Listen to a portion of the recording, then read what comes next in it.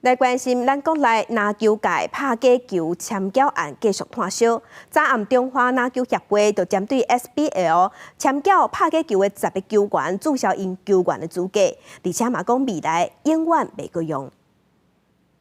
台湾的篮球界最近伫咧闹签缴的案件，涉案的球员手机内面甚至有装半缴的 App， 互球迷正震惊。中华篮协伫咧2案开纪律委员会，对进前就已经确定涉案的球员做出处罚，包括陆良的关炳和、柯中普、陈品全、黄宏敏、吴秀林、周伟成、颜文祖、李继温、班霸，全队9个人，也有承认投资 SBL 赛事的 T1 大批英雄混败球员罗振峰，拢注销球员注册，未来各队拢袂当落行。除了不准进入官场，也会建议禁止因做教练、裁判加球员经纪人，10几位球员等于是被赶出篮球界。一那大江篮协队的球员陈正权甲因比划不同对话，球团是要求暂时离队，篮协也提出停权的处分，但检调侦办的结果出来才开会处理。球星拍假球，甚至一队有一半球员涉案，互球迷正伤心。篮协、T1 联盟也个新北中信特工，昨拜会新北地检署，表示最近合作打击不法的决心。也过有周刊讲，假球案件可能涉及另外3支球队，伫咧结果出来进前，一切拢是敢若微博单共款。